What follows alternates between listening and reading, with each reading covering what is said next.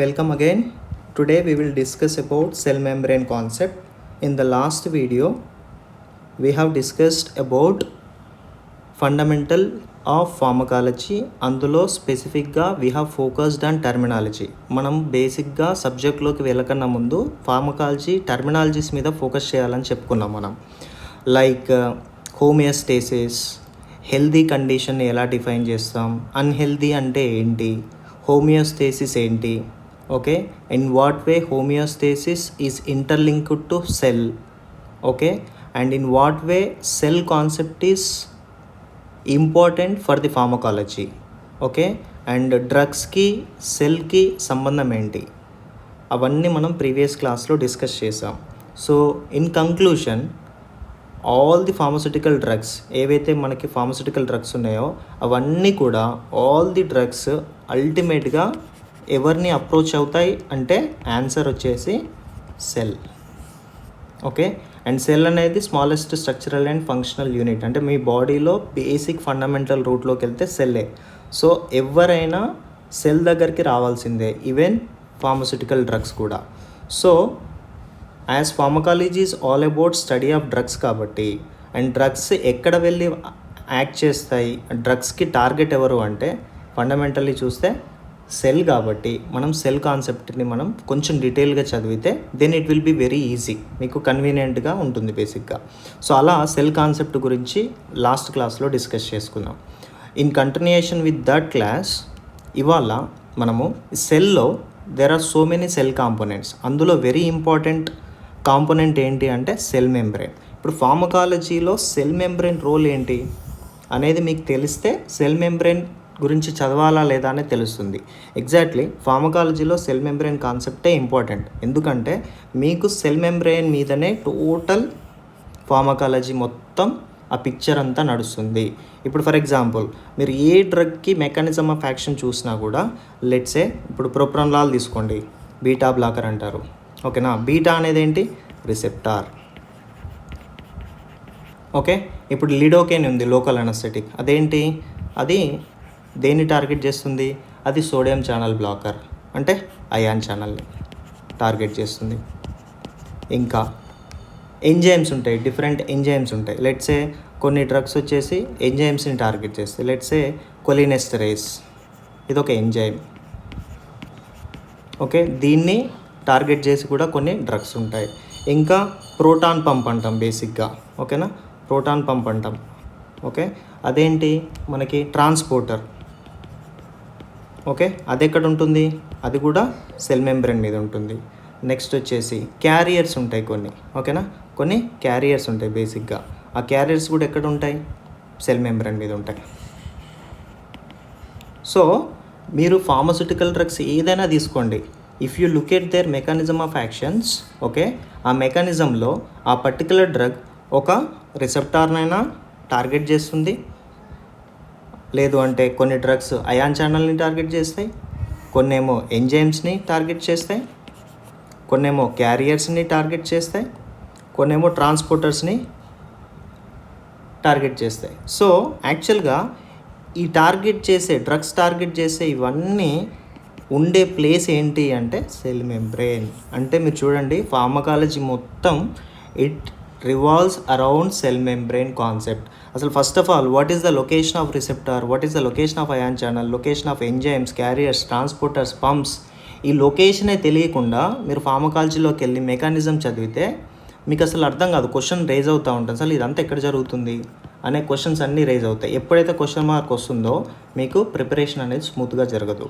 So ఇవాళ క్లాస్లో I will clear all your doubts, fundamentally మొత్తం క్లియర్ చేసుకుందాం ఈ క్లాస్లో, okay. So first of all, cell membrane concept ఎక్కడి నుంచి వచ్చింది, సో నేచర్ సెల్ మెంబ్రేన్ ఎందుకు ప్రిపేర్ చేసుకోవాలనుకుంది అనేది మీకు ఆ స్టోరీ తెలిస్తే then it will be very very useful. So మీకు సెల్ మెంబ్రేన్ లేకపోతే ఏం జరుగుతుంది అనేది ఫస్ట్ చూద్దాం. సెల్ మెంబ్రేన్ లేకపోతే అప్పుడు ఏమవుతుంది, అసలు సెల్ కాన్సెప్టే లేదు సెల్ మెంబ్రేన్ లేకపోతే, ఓకేనా. ఇప్పుడు ఇలా సెల్ మెంబ్రేన్ ఉంది కాబట్టి, ఇగో ఇలా గీస్తే దీన్ని సెల్ అన్నా, ఇలా గీసినప్పుడు ఓకే, ఇది ఇన్సైడ్ది సెల్ అయింది, ఇది అవుట్ సైడ్ది సెల్ అయింది, ఓకే. అప్పుడు దీన్ని ఎక్స్ట్రా సెల్యులార్ అన్నాం, ఇది ఇంట్రాసెల్యులర్ అన్న. అసలు ఈ బ్యారియర్ ఇదే లేకపోతే ఇదంతా ఒకటి అవుతుంది, అప్పుడు ఇదంతా ఓపెన్ గ్రౌండ్ అవుతుంది. సో ఇలా క్లోజ్డ్ ఎన్వైరన్మెంట్ ఉంటే యూజ్ ఏంటి అంటే సెలెక్టివ్గా ఎవరు డిస్టర్బ్ చేయకుండా ప్రాపర్గా వర్క్స్ చేసుకోవచ్చు. అలా వర్క్స్ చేసుకుంటేనే మీకు హోమియోస్టేసిస్ అనే బ్యాలెన్స్డ్ స్టేట్ వస్తుంది. ఇప్పుడు ఒక ఆఫీస్ రూమ్ ఉంది, ఓకేనా, ఆఫీస్ రూమ్లోకి ఎవరు పడితే వాళ్ళు వస్తుంటే డిస్టర్బ్ అవుతుంది, పనులు జరగవు. అందుకే ఏం చేస్తారు, ఒక క్లోజ్డ్ ఎన్వైరన్మెంట్లో ఒక టీమ్ని పెట్టుకొని వర్క్ చేస్తూ ఉంటారు. సేమ్ అలా జరగాలి అంటే ఇలాంటి ఒక బ్యారియర్ ఉండాలి, ఓకేనా, ఒక వాల్స్ లైక్ స్ట్రక్చర్ ఉండాలి. అప్పుడు సెల్ కాన్సెప్ట్ అనేది వస్తుంది. ఈ బ్యారియర్ తీసేస్తే సెల్ లేదు, ఏం లేదు. అలాంటప్పుడు ఇప్పుడు మీకు లైఫ్ అనేది ఎగ్జిస్ట్ అవ్వడానికి ఛాన్స్ లేదు ఇంకా, ఓకేనా. So that is what the importance of cell membrane. సరే, సెల్ మెంబ్రెయిన్ని మనము ఇంపార్టెన్స్ ఉంది, సెల్ మెంబ్రెయిన్ ఇంపార్టెన్స్ ఉంది, నీడ్ ఉంది. కాబట్టి నేచర్ ఏం చేస్తుంది, సెల్ మెంబ్రెయిన్ని ప్రిపేర్ చేసుకునే వర్క్లో బిజీ ఉంటుంది. సో ఇప్పుడు సెల్ మెంబ్రెయిన్ ఎందుకు and what are the roles and functions of the cell membrane. So nature cell మెంబ్రెయిన్ని క్రియేట్ చేసుకుంటే దానికి అసైన్ చేసే ఫంక్షన్స్ ఏంటి, I mean to say what are the functions of cell membrane. సింపుల్గా చెప్పాలంటే మీకు especially first one protection. It protects cell or inside the cell from the external environment or harmful environment. Okay, అది first role. Okay, next వచ్చేసి selective permeability. So selective permeability also the function of a cell membrane. Okay, so ultimately protect చేస్తుంది, selective పర్మియబిలిటీని perform చేస్తుంది, ఫైనల్గా హోమియోస్టేసిస్ని create చేస్తుంది సెల్లో. అంటే సెల్లో homeostasis రావడానికి హెల్ప్ చేస్తుంది. యాక్చువల్గా ఈ డ్యూటీస్ అన్ని ఎవరు అసైన్ చేస్తారు, ప్రొటెక్ట్ చేయమని, సెలెక్టివ్గానే పర్మియబిలిటీ చూడమని, ఫైనల్గా హోమియోస్టేసిస్ని తీసుకురావాలని ఈ 3 వర్క్స్ అసైన్ చేసింది ఎవరు అంటే nature will assign these 3 duties to the cell membrane. మరి అలాంటప్పుడు ఈ పనులు చేయాలంటే సెల్ మెంబ్రెయిన్ దగ్గర ఆ క్యాపబిలిటీ ఉండాలి కదా. సో అలా ఉండాలి అంటే సెల్ మెంబ్రెయిన్ ఎలా ప్రిపేర్ అయి ఉండాలి, I mean to say composition ఎలా ఉండాలి. లెట్స్ సే సెల్ మెంబ్రెయిన్ ఒక వాల్ అనుకుంటే, యూజువల్గా మనం వాల్స్ దేంతో కడతాం, బ్రిక్స్, సిమెంట్ అండ్ వాటర్ అన్నీ కలిస్తే మీకు ఒక వాల్ వస్తుంది. అలాగే సెల్ మెంబ్రెయిన్ కన్స్ట్రక్షన్ జరగాలంటే నేచర్లో ఏ మెటీరియల్ని ఇంక్లూడ్ చేసుకుంటే కాంపోజిషన్లో ఈ ఫంక్షన్స్ అన్నీ పర్ఫామ్ చేయగలుగుతుంది అనే దాంట్లోకి వెళ్దాం. సో అప్పుడు మీకు డీటెయిల్ తెలుస్తుంది. So in order to perform this, ఇప్పుడు దానికన్నా ముందు సెలెక్టివ్ పర్మియబిలిటీ అంటే ఏంటి అంటే ఎంట్రీ, నెక్స్ట్ ఎగ్జిట్. కావాల్సింది లోపలికి వెళ్ళాలి, సెల్ లోపలికి, వేస్ట్ మెటీరియల్ సెల్ నుంచి బయటకు రావాలి. సో ఇదేంటి, పర్మియబిలిటీ కదా, ఓకేనా. కానీ ఈ పర్మియబిలిటీ ఎలా ఉండాలంటే ఎవరు పడితే వాళ్ళు లోపలికి వెళ్ళకూడదు, ఎవరు పడితే వాళ్ళు ఇష్టం ఉన్నట్టుగా బయటకు రావద్దు. So it has to B selective, ఎంత కావాలో అంతే జరగాలి అనేది దీనికి ఇచ్చిన duty. So this is very very important. Okay, so ఇది పర్ఫామ్ చేయడానికి సెల్ మెంబ్రెయిన్ ఎలా ప్రిపేర్ అయిందో చూడండి. సో యూజువల్గా సెల్ మెంబ్రెయిన్ కన్స్ట్రక్షన్ చేయడానికి మెటీరియల్ కోసం వెతికే ప్రాసెస్లో నేచర్లో మీకు ఓన్లీ 2 టైప్స్ ఆఫ్ మెటీరియల్సే ఉంటాయి, పోలార్, నాన్ పోలారే ఉంటాయి. సో మీరు పోలార్ని తీసుకుంటే నాన్ పోలార్ అపోజ్ చేస్తుంది నేచర్లో, ఇది రూల్ కదా. నాన్ పోలార్ తీసుకుంటే పోలార్ అపోజ్ చేస్తుంది. అంటే నా పోలార్తో కన్స్ట్రక్షన్ చేస్తే నాన్ పోలార్కి ప్రాబ్లం, నాన్ పోలార్తో చేస్తే పోలార్కి ప్రాబ్లం. సో నేచర్లో మీకు ఈ కాన్సెప్ట్ ఐడియా ఉంటుంది, మనం అందరం తెలుసు, లైక్ డిజాల్వ్స్ లైక్ కాన్సెప్ట్. అంటే ఏంటి, పోలార్ ఆల్వేస్ యాక్సెప్ట్స్ పోలార్, అంటే పోలార్నే యాక్సెప్ట్ చేస్తుంది, నాన్ పోలార్ నేచర్ నాన్ పోలార్ని యాక్సెప్ట్ చేస్తుంది. This is what like dissolves like concept. ఇది గుర్తుపెట్టుకోండి, ఎక్కడైనా ఇది వర్తిస్తుంది. You have to implement this concept. So polar, non polar ఏది తీసుకున్నా ఇంకొక దానికి ప్రాబ్లమేటిక్ కాబట్టి, ఇంకో దాన్ని అలో చేయదు కాబట్టి నేచరు ఈ రెండింటిని కాంప్రమైజ్ చేసే మెటీరియల్ కోసం వెతికే ప్రాసెస్లో దొరికిందే ఫాస్ఫోలిపిడ్. ఓకే, సో ఫాస్ఫోలిపిడ్లో మీకు హెడ్ పోర్షన్ ఉంటుంది. ఓకే, నెక్స్ట్ వచ్చేసి టెయిల్ పోర్షన్ ఉంటుంది.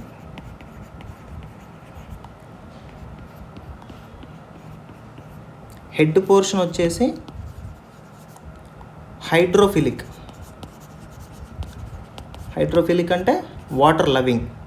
టెయిల్ పోర్షన్ వచ్చేసి హైడ్రోఫోబిక్గా ఉంటుంది, అంటే వాటర్ హేటింగ్. వాటర్ హీటింగ్ అంటే సింపుల్గా చెప్పాలంటే ఈ structure compromised structure between polar and non polar. ఇందులో పోలార్ ఉందా, నాన్ పోలార్ ఉందా? బోత్ ఉన్నాయి. పోలార్ పార్ట్ ఉంది head, non polar part tail ఉంది. సో ఇది ఏం చేస్తుందంటే పోలార్ వాళ్ళు వచ్చినప్పుడు పోలార్ వాళ్ళతో ఇంటరాక్ట్ అవుతుంది, వాళ్ళని మేనేజ్ చేస్తుంది. నాన్ పోలార్తో ఇంటరాక్ట్ చేస్తుంది. So obviously this is a unique structure. I would say it's a unique structure. నేచర్లో పోలార్ నాన్ పోలార్ ఉంది కాబట్టి ఇద్దరిని కాంప్రమైజ్ చేసే కెపాసిటీ ఉంది కాబట్టి నేచర్ ఏం చేసిందంటే in order to construct the cell membrane it has taken phospholipids as a major material. ఈ మెటీరియల్ అయితే మనం ఈజీగా కన్స్ట్రక్షన్ చేసుకోవచ్చు అని దీన్ని తీసుకుంది. So this is the first reason why cell membrane కాంపోజిషన్లో ఫాస్ఫోలిపిడ్స్తో ఎందుకు కన్స్ట్రక్షన్ అవుతుందంటే this is the reason. Okay, so next ఏం చేస్తుంది, ఫాస్ఫోలిపిడ్స్ దొరికినాయి కాబట్టి అండ్ దీంట్లో పోలార్ నాన్ పోలార్ ఉంది కాబట్టి కన్స్ట్రక్షన్ స్టార్ట్ చేస్తుంది. ఇంకా సో కన్స్ట్రక్షన్ స్టార్ట్ చేసే ఇలా ఫాస్ఫోలిపిడ్స్ అన్నిటినీ పెట్టేసుకుంటూ వెళ్ళిపోతుంది. ఓకే, సో పెట్టేసుకుంటూ వెళ్ళిపోయినప్పుడు ఈ బ్లాక్ కలర్లో కనిపించేది అంతా వాటర్ అనుకోండి మీరు. ఓకేనా, టోటల్ వాటర్. ఈ వాటర్లో నేను ఇక్కడ చేస్తున్నాను, నేను ఇప్పుడు కన్స్ట్రక్షన్ చేస్తున్నాను. ఓకేనా, సో చూద్దాం ఎలా అవుతుందో. ఇలా చేశాను, ఇలా టోటల్ ఇదంతా ఫాస్ఫోలిపిడ్స్ అనుకోండి, సింగిల్ లేయర్ పెడుతున్నా. సో ఇప్పుడు ఏమవుతుంది, లైక్ డిజాల్వ్స్ లైక్ కాన్సెప్ట్లో పోలార్ని నాన్ పోలార్ని అట్రాక్ట్ చేస్తుంది, మిగిలిన దాన్ని రిపల్సివ్ చేస్తుంది అని తెలుసు. వాటర్లో ఆయిల్ వేస్తే కుదరదు కదా, అట్లా చూస్తే మనం చూద్దాం. ఇప్పుడు ఇదంతా వాటర్ అని చెప్పాను కదా. ఓకే, అంటే ఇక్కడ వాటర్ ఉన్నట్టు, ఇన్సైడ్ వాటర్ ఉన్నట్టు, బయట వాటర్ ఉన్నట్టు. ఓకేనా, సో ఇప్పుడు ఈ హెడ్ వాటర్ సైడ్ ఉంది, టేల్ వాటర్ సైడ్ ఉంది. హెడ్ పోలార్ అని చెప్పా, టేల్ నాన్ పోలార్ అని చెప్పా. ఇక్కడ లైక్ డిజాల్వ్స్ లైక్ కాన్సెప్ట్ మనము అప్లై చేసి చూద్దాం. ఓకే, ఏం జరుగుతుందో. ఓకే, మీరే చూడండి కావాలంటే. ఓకే, సో హెడ్ వచ్చేసి మీకు ఇక్కడ పోలార్. ఓకే, సో ఇది వాటర్, ఇక్కడ బయట వాటర్. సో పోలార్ వర్కౌట్ అయిందా కాన్సెప్ట్? ఎస్, వర్కౌట్ అయింది. ఇక్కడ చూద్దాం, ఇక్కడ ఏముంది మీకు, ఇక్కడ వాటరు, ఇదేమో ఆయిలీ నేచర్ అంటే నాన్ పోలార్. వర్కౌట్ అయిందా? కాలేదు. సో అప్పుడు ఏమవుతుంది, ఈ స్ట్రక్చర్ అనేది స్టేబుల్గా ఉండలేదు, ఇటు తిరగమని చెప్తుంది, ఇది ఇటు తిరగాలని చెప్తుంది. అప్పుడు ఏమవుతుంది మీకు, సింపుల్గా ఇది ఇటు సైడ్ వస్తుంది. సో వీడు ఇటు సైడ్ ఉండొద్దు అన్నాడు కాబట్టి ఇవి ఇటు సైడ్ తిరిగినాయి. ఓకేనా, మరి అప్పుడు ఏమైనా వర్కౌట్ అవుతుందా అంటే మళ్ళీ ఇక్కడ చూడండి, ఇది వాటర్, ఇది వాటర్ నేచర్. ఓకే, ఇది వర్కౌట్ అయింది. ఓకేనా, ఇంతకుముందు ఇక్కడ ప్రాబ్లం ఉండే, ఇక్కడ వర్కౌట్ అయింది. బట్ ఇక్కడ టేల్ వచ్చేసి ఆయిలీ నేచరు, ఇదేమో మీకు వాటర్ నేచర్. మరి ఇక్కడ వర్కౌట్ అవుతుందా? వర్కౌట్ అవ్వదు. సో ఇంతకుముందు కేసులో ఇక్కడ వర్కౌట్ అయింది, ఇక్కడ మాత్రం గొడవ జరుగుతుంది, ఇటు సైడ్ తిరగొద్దు అని చెప్తుంది. ఇక్కడ మాత్రం inside okay, but out side మాత్రం ప్రాబ్లం ఉంది. సో ఇదంతా ఇట్లా జరుగుతున్నప్పుడు మళ్ళీ నేచర్కి లేదంటే ఆ టీమ్కి కంప్లైంట్ వెళ్తుంది, అక్కడ గొడవ జరుగుతుంది. సో ఇలా కన్స్ట్రక్ట్ చేస్తే ఎప్పటికీ ఈ స్ట్రక్చర్ స్టేబుల్గా ఉండలేదు. ఈ స్ట్రక్చరే స్టేబుల్గా లేనప్పుడు సెల్ మెంబ్రెయిన్కి అసైన్ చేసిన డ్యూటీస్ మనకి అది పర్ఫామ్ చేయడానికి ఛాన్స్ లేదు ఇంకా. సో అందుకే స్టెబిలిటీ స్ట్రక్చర్ కోసం చూస్తుంది అన్నట్టు. సో ఎప్పుడైతే కంప్లైంట్ వెళ్తుందో ఆ టీం అనేది కూర్చొని మరి ఎలా కన్స్ట్రక్షన్ చేద్దాము, వేరే మెటీరియల్ తీసుకుందామా ఏంటి అని అంటే ఆ టీంలో ఒక పర్సన్ ఏం చెప్తారంటే సింగిల్ లేయర్తో ప్రాబ్లం వస్తుంది కాబట్టి మీరు బై లేయర్ కాన్సెప్ట్కి వెళ్ళండి అని ఒక ఐడియా ఇస్తారు. ఓకేనా, సో బై లేయర్ కాన్సెప్ట్లో ఏమవుతుందంటే 2 లేయర్స్ వేసుకుంటూ వెళ్తుంది సెల్ మెంబ్రెయిన్. ఓకేనా, సో చూడండి, ఇది ఒక లేయర్, ఇంకో లేయర్ ఇలా పెడుతున్నాడు. సో ఇంతకుముందు సింగిల్ లేయర్, ఇప్పుడు బై లేయర్ అంటే 2 లేయర్స్. ఇలా చూద్దాం. ఓకే, ఇది intracellular fluid, extra cellular fluid. Okay, so ఇప్పుడు చూద్దాం వర్కౌట్ అవుతుందా లేదా అనేది. ఓకేనా, సో ఇక్కడ ఇది వాటర్, ఇది వాటర్ వర్కౌట్ అయింది. ఓకే, అండ్ ఇక్కడ వచ్చేసి ఇన్సైడ్ వాటర్, ఇదేమో ఆయిలీ, ఇది వర్కౌట్ కాలే, ఇక్కడ గొడవ జరుగుతుంది. ఇంతకుముందన్నా బయట లోపల ఒక దగ్గర కన్వీనియంట్ ఉండే. ఇప్పుడు చూడండి, ఇక్కడ ఇది ఆయిల్, ఇది వాటర్, ఇక్కడ కూడా వర్కౌట్ అవ్వట్లే. సో మళ్ళీ కాంప్లైంట్ వెళ్తుంది. ఓకేనా, మళ్ళీ టీం అందరు కూర్చొని మళ్ళీ మీటింగ్ పెట్టుకొని మీరు బై లేయర్ అన్నారు కానీ సింగిల్ లేయర్ కన్నా ఎక్కువ గొడవ జరుగుతుంది, ఇంకెక్కువగా గొడవ పడుతున్నారని చెప్తుంది. సో ఇక్కడ స్టేబుల్గా ఉంటుందా అంటే structure no, there is no stability. So అప్పుడు ఇంకో మోడల్ ట్రై చేయమని చెప్తారు. అప్పుడు ఏం చేస్తుంది, సింపుల్గా ఇలా కన్స్ట్రక్షన్ చేస్తుంది, ఇలా పెడుతుంది. ఇంకో మోడల్ అనుకుందాం. మరి ఇక్కడ వర్కౌట్ అవుతుందా చూడండి. ఓకేనా, ఇది వాటర్, ఇదేమో ఆయిల్, వర్కౌట్ అవ్వదు. ఓకేనా, ఇదేమో వాటర్, ఇదేమో ఆయిల్, వర్కౌట్ అవ్వదు. కానీ ఇక్కడ వర్కౌట్ అవుతుంది సర్ప్రైజింగ్లీ, వీళ్ళు హ్యాపీగా ఉన్నారు. కానీ ఇక్కడ గొడవ అంటే ఇది కూడా, ఈ మోడల్ కూడా వర్కౌట్ అవ్వదు. సో మళ్ళీ కాంప్లైంట్ వెళ్తే అప్పుడు ఏం చేస్తారంటే, ఎవరైతే ఐడియా ఇచ్చారో మీకు సరిగ్గా కన్స్ట్రక్షన్ చేయడం రావట్లేదు, బై లేయర్ అంటే అలా కాదు అని చెప్పి తనే వచ్చి, so he will construct the cell membrane in this వే. ఎలా, ఇట్లా ఒక లేయర్ పెట్టేసి ఇలా ఇంకో లేయర్ పెట్టేస్తే ఎవరికన్నా ప్రాబ్లం ఉందా అనేది చూద్దాం. ఓకేనా,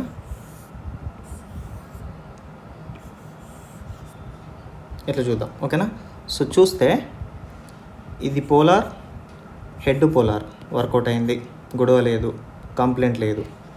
ఇది వాటర్, ఇది కూడా వాటర్, గొడవ లేదు, పోలార్ వర్క్స్. ఇక్కడ పోలార్ వర్క్స్. సర్ప్రైజింగ్లీ ఇది ఆయిలీ, ఇది కూడా ఆయిలీ, వీళ్ళిద్దరికీ కూడా ఎలాంటి ఇష్యూ లేదు. సో సర్ప్రైజింగ్లీ అందరూ హ్యాపీ, బయట happy, inside happy, even in between కూడా హ్యాపీగా ఉంది. సో ఇది స్టేబుల్ స్ట్రక్చర్గా ఉండడానికి పాసిబిలిటీ ఉంది నేచర్లో. సో అందుకే మీరు చూస్తే సెల్ మెంబ్రేన్ అనేది ఎలా కన్స్ట్రక్షన్ అయి ఉంది అంటే, cell membrane is a phospholipid bilayer, phospholipid bilayer, single layer కాదు. Okay, so what is the structure of cell membrane అంటే బైలేయర్ అని చెప్పాలి. ఓకే, ఇది అయిపోయింది. సో బైలేయర్ అయిన తర్వాత నెక్స్ట్ ఇంకా దానికి అసైన్ చేసిన డ్యూటీస్ ఏంటి, సెలెక్టివ్ పర్మియబిలిటీ. ఓకేనా, అది పర్ఫామ్ చేస్తుందా లేదా అనేది చూడాలి బేసిక్గా. సో ఎప్పుడైతే మీకు బైలేయర్ తోటి కన్స్ట్రక్షన్ జరిగిందో, ఓకే, బైలేయర్తో కన్స్ట్రక్షన్ జరిగిందో, దాని తర్వాత ఇంకా అయాన్స్, దాని తర్వాత మెటీరియల్స్ అన్నీ లోపలికి రావడము, బయటకు వెళ్ళడం అనేది జరగాలి. అది జరుగుతుందా లేదా, సెలెక్టివ్గా జరుగుతుందా లేదా చూద్దాం. అంటే నేచర్ అసైన్ చేసింది పాసిబుల్ అవుతుందా లేదా అనేది చూద్దాం. ఓకే, సో ఫాస్ఫోలిపిడ్లో పోలార్, నాన్ పోలార్ పార్ట్ ఉంది అని మీకు తెలుసు. కానీ యాక్చువల్గా ఇందులో ఇది 50-50 ఉండదు, పోలార్ 50, ఇది నాన్ పోలార్ 50 ఉండదు. సో యూజువల్గానే ఈ నాన్ పోలార్ పార్ట్ డామినేటింగ్గా ఉంటుంది, కొంత ఎక్కువ ఉంటుంది. ఓకే, సో దానికి రీజన్ మనకి నెక్స్ట్ క్లాసెస్లో రివీల్ అవుతుంది. సో ఆబ్వియస్లీ డామినేషన్ లిపిడ్స్ది ఎక్కువ ఉన్నప్పుడు నేచర్ కూడా లిపిడ్ నేచరే ఉంటుంది. కాబట్టి ఓవరాల్గా ఫాస్ఫోలిపిడ్స్తో కన్స్ట్రక్షన్ అయిన cell membrane obviously lipid nature వల్ల డామినేటింగ్లీ నాన్ పోలార్ ఉంటుందా, పోలార్ ఉంటుందా అంటే ఆన్సరు ప్రిడామినెంట్లీ నాన్ పోలార్గా ఉంటుంది. దాని నేచరే, అంటే దాని అర్థం పోలార్ లేదని కాదు, బట్ డామినేటింగ్లీ నాన్ పోలార్ ఉందని, తక్కువగా పోలార్ ఉందని. So there is a question like, what is the nature of the cell membrane అంటే పోలారా, నాన్ పోలారా, ప్రిడామినెంట్లీ పోలారా, ప్రిడామినెంట్లీ నాన్ పోలారా? The answer is predominantly non polar. అంటే దాని అర్థం ఏంటంటే అసలు మొత్తానికి ఈ బ్యారియర్ సెల్ మెంబ్రేన్ అనేది నాన్ పోలార్ బ్యారియర్గా యాక్ట్ చేస్తుంది. అంటే దాని అర్థం ఏంటి, as per like dissolves like concept, barrier ఈ cell membrane non polar nature ఉంటే ఎవరిని అలో చేస్తుంది, నాన్ పోలార్ని అలో చేస్తుంది. మరి వాట్ అబౌట్ పోలార్, అలో చేయదన్నట్టే కదా. ఎస్, అలో చేయదు. సో ఇప్పుడు ఎక్స్ట్రా సెల్యులార్ ఫ్లూయిడ్ ఇక్కడ ఉంది, ఇంట్రా సెల్యులార్ ఉంది. ఓకేనా, సో యాక్చువల్గా ఎక్స్ట్రా సెల్యులార్ నుంచి అన్నీ మీకు సప్లై అవ్వాలి, కావాల్సిన మెటీరియల్ అంతా సప్లై అవ్వాలి. ఎక్కడికి, ఇన్సైడ్ ది సెల్. ఎందుకు సప్లై అవ్వాలి, ఎందుకంటే ఇక్కడ మెషినరీ ఉంది. మెషినరీ అంటే ఏంటి, డిఎన్ఏ ఉంది, రైబోజోమ్ ఉంది, మైటోకాండ్రియా ఉంది, ఇవన్నీ మెషినరీ. ఈ మెషినరీ ఏం చేస్తాయి, ప్రొడక్షన్ చేస్తాయి. సో సింపుల్గా చెప్పాలంటే మనము సెల్ అనేది ఒక ఫ్యాక్టరీ అనుకోండి, ఒక మ్యానుఫ్యాక్చరింగ్ ఫ్యాక్టరీ అనుకోండి. సెల్ ఇన్సైడ్ ది సెల్, ఆ ఫ్యాక్టరీ లోపల ఏముంటాయి, పెద్ద పెద్ద మెషినరీ ఉంటాయి. ఓకేనా. సో మెషినరీ ఏంటి ఇక్కడ, సెల్ కాంపోనెంట్స్ మెషినరీ అన్నట్టు. అంటే రైబోజోమ్, న్యూక్లియస్ ఇవన్నీ కూడా సెల్ కాంపోనెంట్స్, అవన్నీ మెషినరీ అనుకుందాం. సో ఫ్యాక్టరీలో ఏం జరుగుతుంది, ప్రొడక్షన్ జరుగుతుంది. ఆ ప్రొడక్షన్ ఎవరు చేస్తారు, మెషినరీ చేస్తారు. సో సెల్ అనేది ఫ్యాక్టరీ అనుకుంటే, సెల్ కాంపోనెంట్స్ మెషినరీ అనుకుంటే, ఇప్పుడు ఫ్యాక్టరీ పెట్టిన తర్వాత, మెషినరీ వచ్చిన తర్వాత మెటీరియల్ సప్లై చేస్తాం కదా, మనం బయట నుంచి తీసుకొస్తాం కదా. సో ఆ బయట నుంచి వచ్చేది ఇక్కడ ఎక్స్ట్రా సెల్యులార్ నుంచి మెటీరియల్ అంతా లోపలికి వస్తుంది.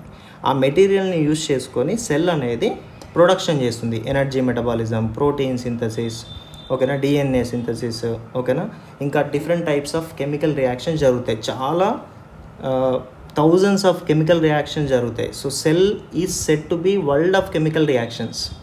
ఒక వరల్డ్ ఆఫ్ కెమికల్ రియాక్షన్ అనేది ఉంటుంది సెల్ లోపల. సో బయట నుంచి సప్లై అవ్వాలి మెటీరియల్, లోపలంతా ప్రాపర్గా అవన్నీ వర్క్ చేస్తే మీకు టీం వర్క్గా అవుట్పుట్ వస్తుంది. దానివల్ల మీకు మన బాడీ అంతా నడుస్తుంది. That is what homeostasis. ఇదంతా ఒక సీక్వెన్స్లో, ఒక పద్ధతిగా జరగాలి. ఈ హోమియోస్టేసిస్, ఈ ప్రాసెస్లో ఎక్కడైనా డిస్టర్బెన్స్ వస్తే అప్పుడు మీకు నార్మల్ బ్యాలెన్స్ పోద్ది, అప్పుడు అన్హెల్దీ అంటాం. ఇదంతా ప్రాపర్గా జరిగితే హెల్దీ అంటాం. Very simple. సో అన్హెల్దీ అయినప్పుడు ఏం చేస్తాం, డ్రగ్స్ని తీసుకొస్తాం. ఆ డ్రగ్స్ ఏం చేస్తే మళ్ళీ ఇదే సెల్ ఎక్కడైతే మిస్టేక్ జరిగిందో వాటిని సెటరేట్ చేసి మళ్ళీ హోమియోస్టేసిస్కి తెస్తుంది. ఓకేనా. సో అందుకోసం మనం ఇదంతా డిస్కస్ చేస్తున్నాం. ఓకే. సో ఇప్పుడు ఎక్స్ట్రా సెల్యులార్ ఫ్లూయిడ్ అంటే ఏమనుకుంటున్నారు, ఎక్స్ట్రా సెల్యులార్ ఫ్లూయిడ్ అంటే ఎవరో కాదు, blood. Okay. Intra cellular fluid అంటే సైటోప్లాజం. ఓకే. సో ఇప్పుడు బ్లడ్ ఏంటి, blood extra cellular fluid, and blood నుంచే అన్ని మెటీరియల్స్ మనకి సెల్ లోపలికి వస్తాయి. మీరు చూడండి, మనం ఏది తీసుకున్నా, ఏది తిన్నా, ఓకేనా, ఎవ్రీథింగ్ బ్లడ్లోకే వెళ్తుంది. ఏంటి రీజను, బ్లడ్ అనేది ఆర్టీసీ లాగా, ట్రాన్స్పోర్టేషన్ సిస్టమ్. మనకు ఆర్టీసీ ఎలా ఉంది, 24/7 ట్రాన్స్పోర్టేషన్ ఎలాగైతే నడుస్తూ ఉంటుందో, మన బాడీలో ఎవ్రీ సెకండ్ మొబిలిటీలో ఉండేదేంటి, బ్లడ్. సో మీరు ఏది పంపించాలన్నా, ఎక్కడికి పంపించాలన్నా, దేంట్లో వేసి పంపించాలి, మొబిలిటీలో ఉన్న దాంట్లో వేసి పంపించాలి. అంటే అదేంటి, బ్లడ్. సో అందుకే మీరు చూడండి, ఆక్సిజన్ ఎలా వెళ్తుంది, ఆక్సిజన్ ఆక్సీ హిమోగ్లోబిన్గా వెళ్తుంది, అంటే బ్లడ్లో వెళ్తుంది. వాటర్, న్యూట్రియంట్స్, సాల్ట్స్, అయాన్స్, అంతెందుకు మనం తీసుకునే డ్రగ్స్, ఇవన్నీ కూడా బ్లడ్లోనే బ్లడ్లోకి ఎంటర్ అయ్యి బ్లడ్ ద్వారా ప్రతి దానికి వెళ్తాయి. మీకు ఒక ఇంపార్టెంట్ పాయింట్ చెప్పాలి అంటే, ఎవ్రీ సెల్కి 2 కనెక్షన్స్ ఉంటాయి. ఒకటేమో బ్లడ్ కనెక్షన్ ఉంటుంది. మీరు చెప్పండి, బ్లడ్ కనెక్షన్ ఉండాలా, ఉండొద్దా? Okay, let's say for example ఆక్సిజన్ని సప్లై చేసేది blood. So blood connection every సెల్కి ఉండాలా, ఉండొద్దు అనేది మీరే డిసైడ్ చేసుకోవచ్చు. దానికి బుక్ చదవాల్సిన అవసరం లేదు. ఆక్సిజన్ లేకపోతే సెల్ ఉంటుందా? There is no existence of cell. So there has to be blood connection for every cell. Billions of cells ఉంటాయి, మన body is composed of cells. So every cell has to be connected with blood connection. అది clear అయిపోయింది. ఓకేనా. Next వచ్చేసి ఈ blood ద్వారా ఏమొస్తాయి, all the material will be supplied. ఆక్సిజన్తో కలిపి అన్నీ సప్లై అవుతాయి బ్లడ్కి. ఓకేనా. Otherwise cell will not perform its activities. Okay. సరే, మెటీరియల్ అంతా వస్తుంది. ఇప్పుడు చూడండి, యూజువల్గా ఫ్యాక్టరీలో మెషిన్స్ ఓన్గా వర్క్ చేస్తాయా, లేదు అంటే ఎవరైనా కమాండ్ ఇస్తే వర్క్ చేస్తాయా అంటే, అక్కడ మనకు ఒక సిస్టమ్, ఒక సాఫ్ట్వేర్ ఉంటుంది. ఆ సాఫ్ట్వేర్లో మనం అన్ని పారామీటర్స్, మన కండిషన్స్ అన్నీ ఇస్తే, ఎంటర్ కొడితే యాజ్ పర్ ది కమాండ్ అది మిషన్ అనేది వర్క్ చేస్తుంది. ఇంతసేపు ఇంత అని చేస్తుంది. సో సేమ్ అలాగే ఇంటర్నల్గా ఉండే ఈ మెషినరీ అంతా ఎంతసేపు వర్క్ చేయాలి, ఈ మెటీరియల్ని ఎంత యూజ్ చేసుకోవాలి అనేది ఎవరో ఒకరు ఆర్డర్ చేయాలి. ఎందుకంటే వీటికి బ్రెయిన్ ఉండదు, అవి ఓన్గా థింక్ చేయలేవు, డిసిషన్ తీసుకోలేవు. ఎవరైనా చెప్తే చేస్తాయి, సేమ్ లైక్ ఇక్కడ జరిగినట్టే. సో అదెవరు అంటే నర్వస్ సిస్టమ్. అదెవరు అంటే మీకు నర్వస్ సిస్టమ్, న్యూరాన్స్. అంటే సింపుల్గా వైరింగ్ ఉంటుంది. ఓకే. సో ఈ వైరింగ్ ద్వారా ఏమొస్తుంది, మీకు ఇన్ఫర్మేషన్ వస్తుంది. ఎక్కడి నుంచి వస్తుంది ఈ వైరింగ్ ద్వారా ఇన్ఫర్మేషను? బ్రెయిన్ నుంచి వస్తుంది. సో బ్రెయిన్ విల్ డిసైడ్ ఎవరు ఎంతసేపు వర్క్ చేయాలి ఏంటి అనేది. ఆ ఇన్ఫర్మేషన్ ఏ వైర్ ద్వారా వస్తుంది, ఏ కనెక్షన్ ద్వారా వస్తుందంటే న్యూరాన్స్ ఉన్నాయి కదా, నర్వస్ సిస్టమ్ ఉంది కదా, సిగ్నల్ని ట్రాన్స్డ్యూస్ చేసి సెల్ లోపలికి ఆ ఇన్ఫర్మేషన్ని తీసుకొస్తే అప్పుడు అకార్డింగ్ టు దట్ సిగ్నల్ ఇక్కడ లోపలంతా వర్క్ జరిగి ఫైనల్గా ఒక బ్యాలెన్స్డ్ స్టేట్ రావడానికి కలెక్టివ్గా టీమ్ లాగా వర్క్ చేస్తాయి. సో కంక్లూడింగ్గా చెప్పాలి అంటే every cell has 2 connections. One is blood connection ఖచ్చితంగా ఉండాలి, ఉండకపోతే ఏమవుతుందో మీకు తెలుసు. అండ్ నర్వస్ సిస్టమ్ అంటే న్యూరాన్స్ కనెక్షన్ కూడా ఉంటుంది, నెట్వర్క్ కూడా బ్రెయిన్ నుంచి కనెక్ట్ అయి ఉండాలి. So brain will give the orders, blood will supply the material and ultimately it gives homeostasis. ఇలా జరుగుతుంది అన్నట్టు బేసిక్గా. ఇప్పుడు ఎక్స్ట్రా సెల్యులర్ ఫ్లూయిడ్ నుంచి ప్రతి మెటీరియల్ సెల్ లోపలికి వెళ్ళాలి, కానీ యాక్చువల్గా సెల్ మెంబ్రెయిన్కి నేచర్ ఇచ్చిన ఒక డ్యూటీ ఉంది, అది పర్ఫామ్ చేయాల్సింది. ఇప్పుడు బ్లడ్లో చాలా ఆక్సిజన్ ఉంటుంది, చాలా సోడియం ఉంటుంది, చాలా వాటర్ ఉంటుంది. అదంతా బ్లడ్లో సెల్ లోపలికి వెళ్తే కన్ఫ్యూజ్ అయిపోతుంది అండ్ సిస్టమ్ ప్రాపర్గా నడవదు. ఎంత కావాలో అంత వెళ్ళాలి, అందుకే సెలెక్టివ్ పర్మేబిలిటీ అన్నా నేను. సో అది పర్ఫామ్ చేస్తుందా లేదా అనేది చూడాలి బేసిక్గా, ఓకేనా. అందరూ వెళ్ళాలి, సెలెక్టివ్గా వెళ్ళాలి. దానికోసం సెల్ మెంబ్రెయిన్ ఎలాంటి ప్రిన్సిపల్స్ని ఫాలో అవుతుందనేది చూద్దాం, ఓకేనా. సో ఇప్పుడు cell membrane nature predominantly non polar అని చెప్పాను నేను, ఓకేనా. సో ఇప్పుడు బ్లడ్లో ఆక్సిజన్, వాటర్, న్యూట్రియంట్స్, సాల్ట్స్ ఉన్నాయి, అంటే ఇందులో కూడా పోలారు నాన్ పోలార్ ఉంటాయి మళ్ళీ మెటీరియల్స్. ఇప్పుడు చెప్పండి, నాన్ పోలార్ అలో చేస్తుంది బికాస్ ఇది ప్రిడామినెంట్లీ నాన్ పోలార్ కాబట్టి. బట్ ప్రాబ్లం ఎక్కడ వస్తుంది, ఈ సెల్ మెంబ్రెయిన్ పోలార్ని అలో చేస్తుందా? చేయదు. చేయకపోతే ఏమవుతుంది, పోలార్ కూడా అవసరమే, నాన్ పోలార్ కూడా అవసరమే, కానీ పోలార్కి ఎంట్రీ లేదు, నాన్ పోలార్కి ఎంట్రీ ఉంది. కంప్లైంట్ చేస్తుంది మమ్మల్ని పంపించట్లేదు అని. పంపించకపోతే వాళ్ళు మీటింగ్ పెట్టేసుకొని అసలు పోలార్ లేకపోతే మొత్తం టోటల్గా వర్కే జరగదు, మీరు వాళ్ళని పంపించకపోతే ఎట్లా అంటే సెల్ మెంబ్రెయిన్ పంపట్లేదని చెప్తుంది. సెల్ మెంబ్రెయిన్ అడిగితే నేను ప్రిడామినెంట్లీ నాన్ పోలార్ కాబట్టి నా నేచర్ ఒప్పుకోదని చెప్తుంది. అప్పుడు ఏం చేస్తారంటే సెల్ మెంబ్రెయిన్ని డిస్టర్బ్ చేయకుండా, ఫాస్ఫోలిపిడ్ కన్స్ట్రక్షన్ని డిస్టర్బ్ చేయకుండా సింపుల్గా మళ్ళీ ఒక చిన్న ఐడియాతోటి పోలార్ని ఎంటర్ చేస్తారు. అది ఎలా అంటే by introducing special gates. Cell membrane ఇక్కడ ఉంటుంది, ఇక్కడ ఫాస్ఫోలిపిడ్స్ ఉంటాయి, కానీ మధ్యలో స్పెషల్ గేట్స్ పెట్టేస్తుంది, నేచర్ క్రియేట్ చేసుకుంటుంది. ఆ గేట్సే అయాన్ ఛానల్స్. ఇప్పుడు మీకు అర్థమైందా అయాన్ ఛానల్ ఎక్కడ ఉంటుందో? What is the location of ion channel? Cell membrane. That's why cell membrane concept is important. మీరు ప్రతిదీ రిసెప్టారు, ఎంజైము, ట్రాన్స్పోర్టర్, క్యారియర్ ప్రతిదీ ఎక్కడ వస్తుందో చూడండి. That's why it is very very important. మొత్తానికి అయాన్ ఛానల్ అవసరం వచ్చింది. సో అయాన్ ఛానల్ ఊరికే లేదు, అవసరం వచ్చింది కాబట్టి అయాన్ ఛానల్ ఉంది. So what is the need of ion channel? Especially for the entry of polar substances like ions. All ions are polar in nature. Charge ఉన్నవన్నీ కూడా మీకు పోలార్ కాంపౌండ్స్గా చూసుకుంటాం. Let's sodium, calcium, chloride, potassium ఇవన్నీ కూడా charge ఉంటుంది. So polarity ఉంటుంది. So ఇక్కడ నుంచి వెళ్ళడానికి అలా ఉండదు, కాబట్టి వాటిని డిస్టర్బ్ చేయకుండా ఒక స్పెషల్ మెటీరియల్తో ఇలాంటి ఛానల్స్ని, అయాన్ ఛానల్స్ని క్రియేట్ చేస్తుంది. ఈ ఛానల్ ద్వారా అయాన్ వెళ్తుంది కాబట్టి దీనికి అయాన్ ఛానల్ అని పేరు వచ్చింది. అసలు ఫస్ట్ ఆఫ్ ఆల్ ఈ అయాన్ ఛానల్లో దేంతో కన్స్ట్రక్షన్ జరుగుతుంది అంటే పోలార్ మెటీరియల్తో. ఆ మెటీరియల్ పేరేంటి తెలుసా? ప్రోటీన్స్. సో ఇప్పటివరకు ఫాస్ఫోలిపిడ్స్ మాత్రమే వచ్చింది. సెల్ మెంబ్రెయిన్ కాంపోజిషన్ ఏంటంటే మీరు ఫాస్ఫోలిపిడ్స్ అనుకున్నారు, బట్ ఇప్పుడు సెకండ్ మెటీరియల్ అవసరం వచ్చింది. ఏంటది? ప్రోటీన్స్.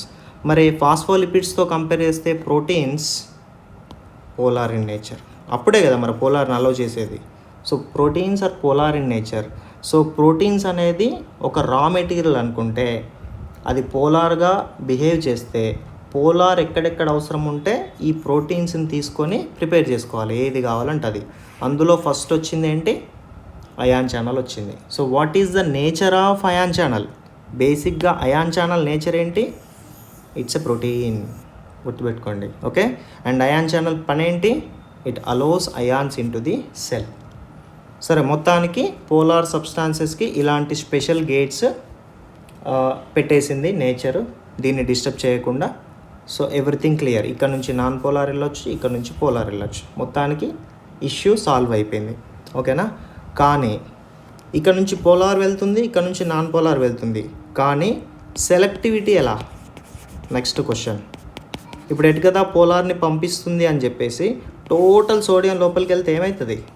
సోడియం వెళ్ళినప్పుడు అలా ఒక ప్లస్ని పట్టుకొచ్చి వోల్టేజ్ ఇక్కడ పెరిగిపోయి కాల్షియం వచ్చింది అనుకోండి, ఫుల్ వోల్టేజ్ పెరిగిపోయి బస్ట్ అయిపోతుంది వోల్టేజ్ని భరించలేక. మరి మొత్తం రావాలా, కావాల్సినంత రావాలంటే ఎస్, సెలెక్టివిటీ అగైన్.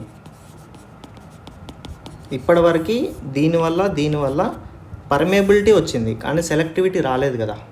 ఇప్పుడు చూద్దాం సెల్ మెంబ్రేన్ సెలెక్టివిటీని ఎలా క్రియేట్ చేసుకుంటుంది అనేది చూద్దాం. సో దానికి సెల్ మెంబ్రేన్ ఫాలో అయ్యే ప్రిన్సిపల్ ఏంటి అంటే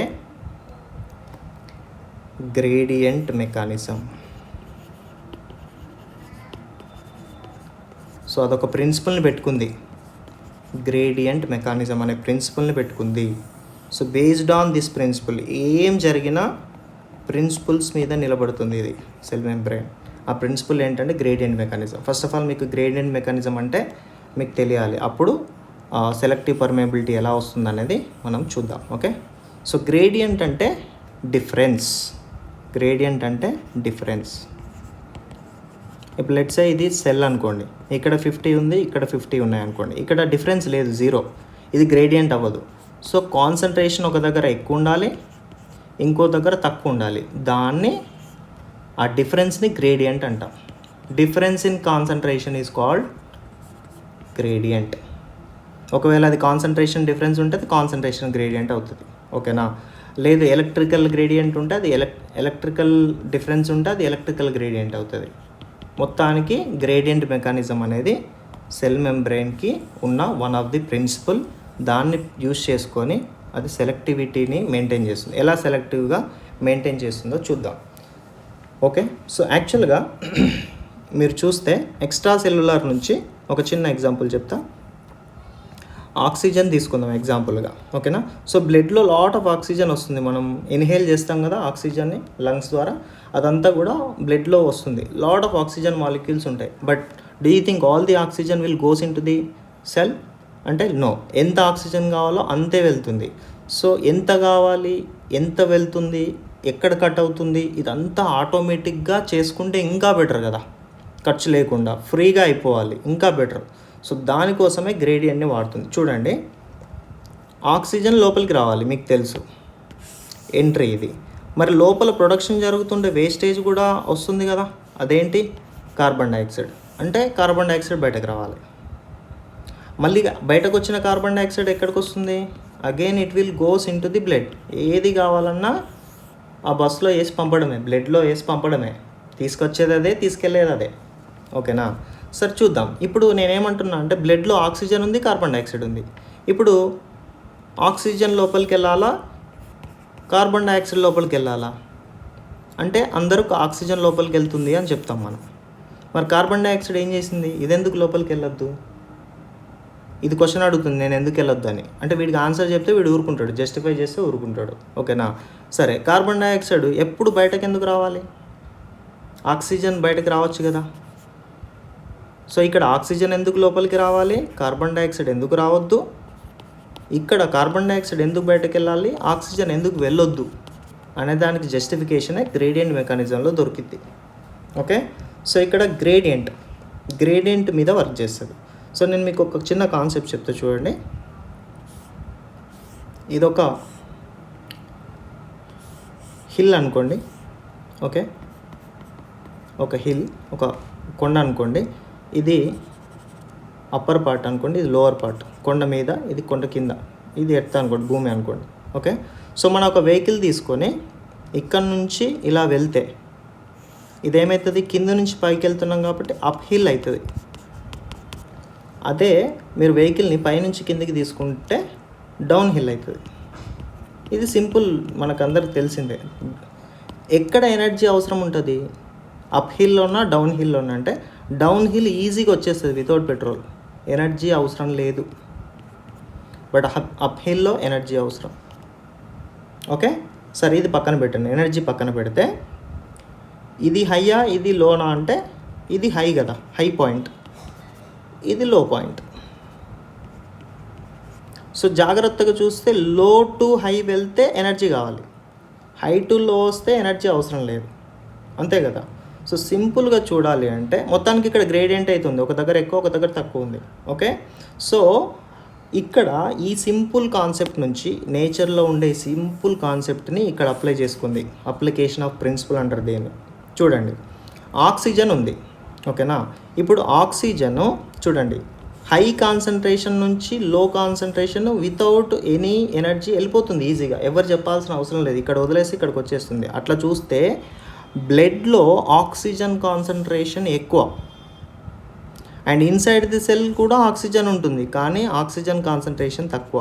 ఎందుకు తక్కువ? ఎప్పుడు ఆక్సిజన్ బర్న్ అవుతూ ఉంటుంది, అంటే తినేస్తుంటుంది, సెల్లో మెటబాలిజం జరుగుతున్న కొద్దీ ఆక్సిజన్ యూటిలైజ్ అవుతుంది, అంటే ఎప్పుడు లోపలికి వచ్చిన ఆక్సిజన్ కన్జ్యూమ్ అయిపోతుంది. బట్ ఇక్కడ ఎప్పుడు ఆక్సిజన్ సప్లై జరుగుతూ ఉంటుంది, కాబట్టి ఆక్సిజన్ కాన్సన్ట్రేషన్ ఇక్కడ ఎక్కువ ఇక్కడ తక్కువ. సో హై టు లో ఏమైంది, ఈజీ అయిపోయింది. సో సింపుల్గా ఆక్సిజన్ లోపలికి వస్తుంది, అందుకు ఆక్సిజన్ లోపలికి వస్తుంది. ఇక్కడ కార్బన్ డైఆక్సైడ్ ఉంటుంది, ఇది రాదు. మరి ఎందుకు?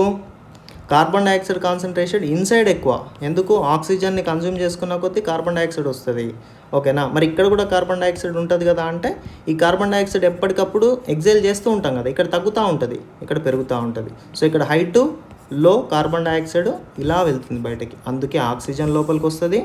సర్ప్రైజింగ్లీ కార్బన్ డైఆక్సైడ్ బయటకు వెళ్తుంది ఒక్క పైసా ఖర్చు లేకుండా, because it is down hill.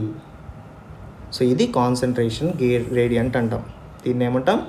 Concentration gradient. ఇప్పుడు మీకు దీన్ని సింపుల్ ఎగ్జాంపుల్ చెప్పాలంటే, మనకి వాటర్ బబుల్ ఉంటుంది కదా, పైన ఒక బబుల్ వేసి ఉంటుంది, కింద ట్యాప్ ఉంటుంది. మనం ఒక బాటిల్ ఆఫ్ వాటర్ తీయగానే పైనుంచి సింపుల్గా వాటర్ కిందికి వస్తాయి, ఓకేనా. ఎవరైనా వేస్తారా? ఆటోమేటిక్గా అదే వస్తుందా అంటే, ఎన్ని వాటర్ తీస్తే అన్ని యాజ్ టీజ్గా వస్తాయి గ్రావిటేషనల్ ద్వారా. సో ఆటోమేటిక్గా ఆగిపోతుందా కట్ అంటే, ఎస్, దానికి అదే ఆగిపోతుంది. ఎప్పుడు ఆగిపోతుంది? ఐ మీన్ టు సే, ఎప్పుడు ఆక్సిజన్ ఎంతవరకు సప్లై అవుతుందంటే ఈక్విలిబ్రియం వరకు సప్లై అవుతుంది.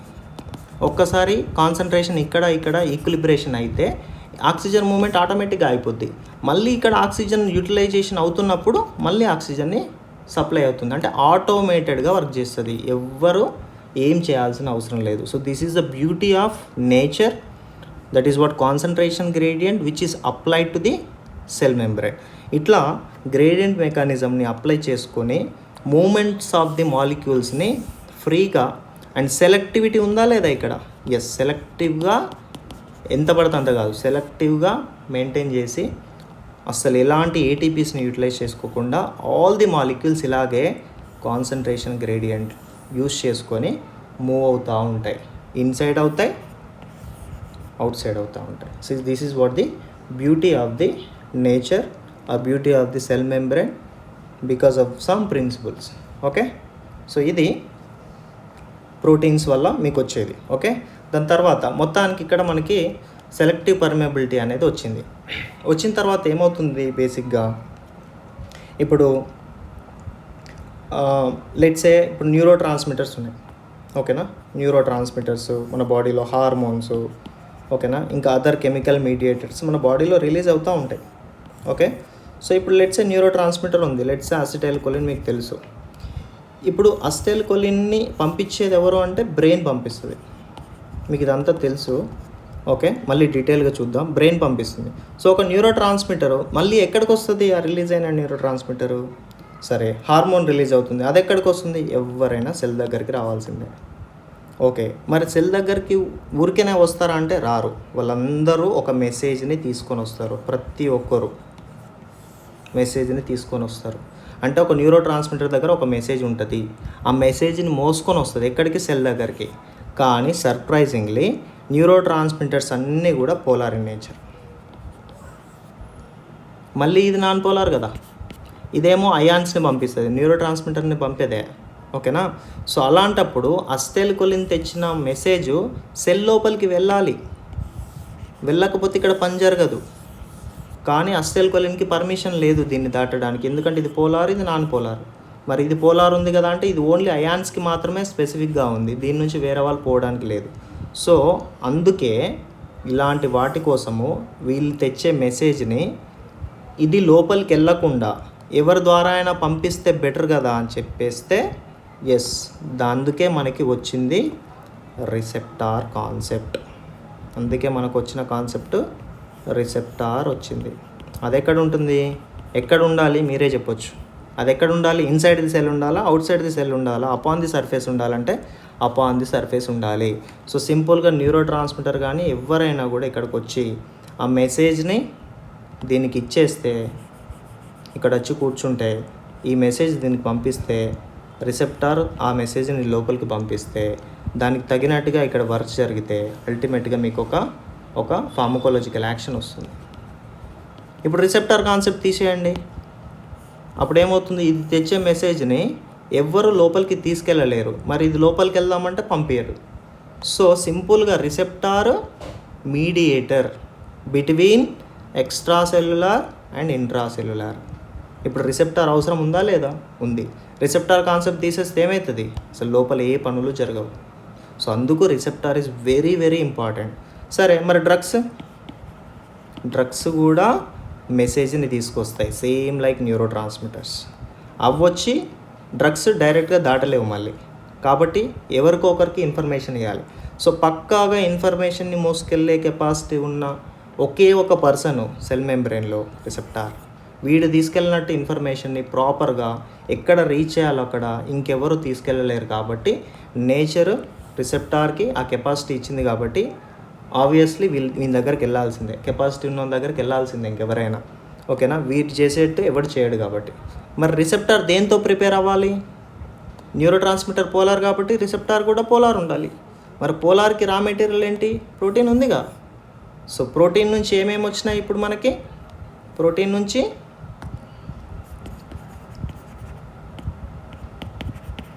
అయాన్ ఛానల్స్ వచ్చినాయి, అవసరం వచ్చింది చేసుకున్నాం. So basic nature of ion channel protein. Next information తీసుకొస్తే దాన్ని బయటకు లోపలికి తీసుకెళ్ళడానికి స్పెషల్ క్యాండిడేట్ ఎవరు, రిసెప్టర్. ఈ రిసెప్టర్ బేసికల్లీ ఏంటి, మళ్ళీ ప్రోటీనే. ఈ ప్రోటీన్ నుంచే ఇన్ని చేసుకుంది. ఓకేనా, అలాగే కొన్ని ఎంజైమ్స్ అవసరం ఉంటుంది, ఆ ఎంజైమ్స్ కూడా ప్రోటీన్సే. ట్రాన్స్పోర్టర్స్ అంటే ఇప్పుడు లైక్ గ్లూకోజ్ మాలిక్యూల్స్ని వీటన్నిటిని మనం తీసుకోవాల్సి వస్తుంది సెల్ లోపలికి. సో అలాంటప్పుడు స్పెషల్ ట్రాన్స్పోర్టర్స్ అవసరం ఉంటాయి, అది కూడా ప్రోటీన్సే. ఓకే, నెక్స్ట్ వచ్చేసి క్యారియర్స్ కూడా ప్రోటీన్ క్యారియర్స్, అది కూడా ప్రోటీన్సే. సో సెల్ మెంబ్రెయిన్లో అవసరాన్ని బట్టి ఓకే ఇవన్నింటినీ సెల్ మెంబ్రెయిన్ మీదనే డిజైన్ చేసుకుంటుంది. అంటే ఇంత చిన్న సెల్లో ఈ సెల్ మెంబ్రెయిన్ మీద ఎన్ని ఉన్నాయి చూడండి. ఓకేనా, ఒక అయాన్ ఛానల్ ఉంది, ఒక రిసెప్టార్ ఉంది, ఒక ఎంజైమ్ ఉంది, ఒక ట్రాన్స్పోర్టర్ ఉంది, ఒక క్యారియర్ ఉంది. ఓకే, ఇవన్నీ కూడా ఎక్కడున్నాయి, లొకేషన్ చూడండి, ఇవన్నీ ఉన్నది సెల్ మెంబ్రెయిన్ మీద. సో ఇవన్నీ సెల్ మెంబ్రెయిన్ మీద ఎందుకు ఉన్నాయంటే అందరి పని ఒకటే, హోమియోస్టేసిస్. సో ఇప్పుడు బాడీలో రిలీజ్ అయ్యేవి ఇక్కడికే రావాలి, వీళ్ళనే అప్రోచ్ అవ్వాలి. బయటి నుంచి వచ్చే డ్రగ్స్ కూడా అల్టిమేట్గా వేరే దారి లేదు, ఇక్కడికే రావాలి. అంటే మనం అనుకుంటున్నాం ఫార్మకాలజీ అనేది మొత్తం డ్రగ్స్ గురించి అని, కానీ యాక్చువల్గా inside the body actual pharmacology జరుగుతుంది. Inside the body neurotransmitters, hormones ఎలాగైతే సెల్ని అప్రోచ్ అయ్యి ఎలాగైతే ఇన్ఫర్మేషన్ని పాస్ చేసి ఎలా ఈ హోమియోస్టేసిస్ని సెట్ చేస్తాయో సేమ్ దాన్ని కాపీ చేసే మనం డ్రగ్స్ని ప్రిపేర్ చేస్తాం. సో డ్రగ్స్ చేసేది కూడా సేమ్ రూట్. సో లోపల జరిగేది బయట జరిగేది ఆల్మోస్ట్ సేమ్ కాపీ అన్నట్టు. అసలు లోపల ఏం జరుగుతుందో తెలియనప్పుడు డ్రగ్స్ డెవలప్మెంట్ అనేది పాసిబులే కాదు. సో అదంతా కాపీ. ఇప్పుడు మీరు అనుకుంటున్న డ్రగ్స్ అన్నీ కూడా కాపీ, అవన్నీ కాపీ క్యాట్స్. ఓకేనా, ఇన్సైడ్ ది బాడీని చూసి సేమ్ మెకానిజంలో వచ్చేలాగా చేసినాయి డ్రగ్స్ అన్నట్టు. So in this way all the drugs will ultimately reach a destination called cell. But లోపలికి వెళ్ళలేవు కాబట్టి వీటిని అప్రోచ్ అయ్యి వాళ్ళకి కావాల్సిన వర్క్స్ చేసుకుంటాయి. సో ఇలా చూస్తే సెలెక్టివ్ పర్మియబిలిటీ అనేది పాసిబుల్ అయింది because of gradient mechanism, because of gradient mechanism. దానికి సింపుల్ ఎగ్జాంపుల్ ఆక్సిజన్ చెప్పాను, కార్బన్ డైఆక్సైడ్ చెప్పాను. So this way it maintains selective permeability. Next, ఇప్పుడు సెల్ మెంబ్రేన్ కాంపోజిషన్లో ఏమేమి వచ్చాయి? ఫాస్ఫోలిపిడ్స్ వచ్చాయి, అవసరాన్ని బట్టి ప్రోటీన్స్ వచ్చాయి. ఆ ప్రోటీన్స్లో నుంచి ఏది కావాలంటే అది ప్రిపేర్ చేసుకున్నాం. ఇందులో ఏది లేకున్నా కుదరదు. Ion channel, receptor, enzymes, transporters, carriers, వీటన్నిటిని ప్రోటీన్స్ నుంచి చేసుకున్నాం. అంతా హ్యాపీగా ఉంది. ఇక్కడ సెల్ లోపల సెల్యులార్ యాక్టివిటీస్ జరుగుతున్నాయి. ఇప్పుడు ఏమవుతుంది? జరుగుతున్న కొద్దీ, అంత వర్క్ జరుగుతున్న కొద్దీ ఏమవుతుందంటే ఇక్కడ లోపలగా CO2 రిలీజ్ అవుతుందని చెప్పాను. So as it is a gas, CO2 is a gas, ఇక్కడ ఏమవుతుంది? ప్రెషర్ పెరుగుద్ది. ఇన్సైడ్ క్లోజ్డ్ ఎన్వైరన్మెంట్ కదా, ప్రెషర్ పెరుగుద్ది. సో కొంతసేపటికి ఏమవుతుందంటే ఈ ప్రెషర్ అనేది పెరిగి ఈ సెల్ మెంబ్రేన్ అనేది బర్స్ట్ అవుతుంది. మళ్ళీ కాంప్లైంట్ వెళ్తుంది, ఇంత చేస్తే సెల్ మెంబ్రేన్ బస్ట్ అయిపోయింది because of the internal pressure అని. అప్పుడు ఏమవుతుంది? సెల్ మెంబ్రేన్ అడుగుతుంది, నువ్వు ఆ మాత్రం ప్రెషర్ని బ్రేక్ చేయలేవా అంటే అది నా డ్యూటీ కాదని చెప్తుంది. బికాస్ సెల్ మెంబ్రేన్కి అసైన్ చేసిన డ్యూటీ వేరు. రిసెప్టార్ని అడుగుతుంది, నా పని వేరు. అయాన్ ఛానల్ నాది, అది కాదు, ఇది కాదు, ఇది కాదు, ఇది కాదు. అందరు చేతులు ఎత్తేస్తారు. అప్పుడు ఆ టీమ్ విల్ డిసైడ్, అంటే దీన్ని స్ట్రెంగ్త్, సెల్ మెంబ్రేన్కి స్ట్రెంగ్త్ రావాలి, ఫ్లెక్సిబిలిటీ, రిజిడిటీ రావాలి అంటే ఇంకొక కొత్త పర్సన్ను ఇంట్రడ్యూస్ చేయాలి. అప్పుడు వచ్చిందే స్టిరాల్స్. సో ఇప్పుడు సెల్ మెంబ్రేన్లోకి ఇంకో మెటీరియల్ వచ్చింది, స్టిరాల్స్. స్టిరాల్స్ పని ఏంటి? రిజిడిటీని ఇవ్వడం, సెల్ మెంబ్రేన్కి ఫ్లెక్సిబిలిటీని, రిజిడిటీని ఇవ్వడం. సో అప్పుడు ఏమవుతుందంటే అది ప్రాపర్గా ఆ ప్రెషర్ని బేర్ చేసి సెల్ బస్ట్ అవ్వకుండా ఫ్లూయిడిటీని మెయింటైన్ చేస్తుంది. So sterols are very very important. Sterols లేకపోతే సెల్ మెంబ్రేన్ అనేది ప్రెషర్ని బేర్ చేయలేదు, ఆ స్ట్రెంగ్త్ అనేది ఉండదు. So what is the type of sterol present in human cell membrane అంటే స్టిరాల్స్లో మన సెల్ మెంబ్రేన్లో ఉండేది ఏంటి? Any guess? Cholesterol. So cholesterol అనేది మీకు సెల్ మెంబ్రేన్లో ఉండే sterol, and that will look after fluidity of the cell membrane. So ఓవరాల్గా ఇన్ దిస్ వే సెల్ మెంబ్రేన్కి కావాల్సినట్టుగా స్టార్టింగ్ నుంచి ఎండింగ్ వరకు, ఓకేనా, ఎన్నో స్ట్రగుల్స్ తీసుకొని అవసరాన్ని బట్టి ఒక్కొక్క దాన్ని ఇంక్లూడ్ చేసుకొని, ఓకే, ఫైనల్గా ఒక కంప్లీట్ స్ట్రక్చర్ వచ్చి అందరూ వర్క్ చేస్తే వచ్చేదే ఫైనల్ అవుట్పుట్ మీకు హోమియోస్టేసిస్. ఓకే, ఈ ప్రాసెస్లో ఎక్కడ డిస్టర్బెన్స్ జరిగినా హోమియోస్టేసిస్ డిస్టర్బ్ అవుతుంది. హోమియోస్టేసిస్ డిస్టర్బ్ అయితే మీకు అన్హెల్దీ. ఓకే, అప్పుడు బాడీ సెట్ చేసుకోలేదు కాబట్టి డ్రగ్స్ ఇస్తాం. మళ్ళీ డ్రగ్స్ చేసేది ఏంటి? మళ్ళీ వీళ్ళనే పట్టుకొని మళ్ళీ ఏం చేయాలి? మళ్ళీ అల్టిమేట్లీ హోమియోస్టేసిస్ని సెట్ చేయాలి. అప్పుడు వచ్చేది ఏంటి? హెల్దీ. ఇంతే pharmacology. So this way pharmacology works. So ఈ టోటల్ స్టోరీలో వెరీ వెరీ ఇంపార్టెంట్ ఏంటి అంటే సెల్ కాన్సెప్ట్ చాలా ఇంపార్టెంట్. అందులో సెల్ మెంబ్రేన్, దాని తర్వాత హోమియోస్టేసిస్, అండ్ దాంట్లో drugs, interlink with drugs. So ఇవన్నీ మీరు ఇంటర్లింక్ చేస్తే, ఓకే, అండ్ ఈ టర్మినాలజీ అన్నిటినీ ఇంటర్లింక్ చేస్తే ఇదంతా ఫార్మకాలజీలో వచ్చేదే.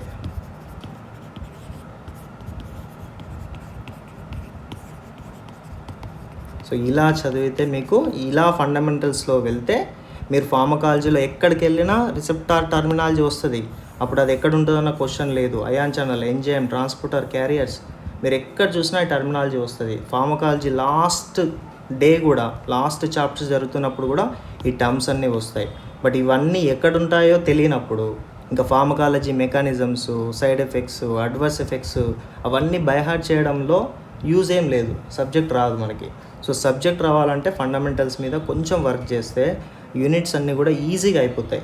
సో ఫండమెంటల్స్కి ఎంత టైం పడితే మనకి యూనిట్స్కి ఎంత టైం పడుతుందన్న క్వశ్చన్ మార్క్ మీకు రావచ్చు. ఒక్కసారి ఫండమెంటల్స్ అన్నీ క్లియర్ అయితే మీకు ఒక్క 1 డేలో ఒక్కొక్క యూనిట్ 1 డేలో చదవచ్చు ఈజీగా. Okay, so believe in that process, focus on fundamentals, and be thorough with the terminology of pharmacology. ఎప్పుడైతే టర్మ్స్ మీకు క్లియర్ అవుతాయో అప్పుడు మీకు సబ్జెక్ట్ చాలా చాలా కన్వీనియంట్ అయిపోతుంది. ఒక్కసారి మీకు ఆ జోన్ వచ్చిందంటే మీరు కంఫర్టబుల్గా కాన్ఫిడెంట్గా మీ వర్క్ మీరు చేసుకోగలుగుతారు. అప్పుడు ఎవ్వరి హెల్ప్ అవసరం ఉండదు. Okay, so this way pharmacology works. Okay, thanks for watching. We'll see you in the next video.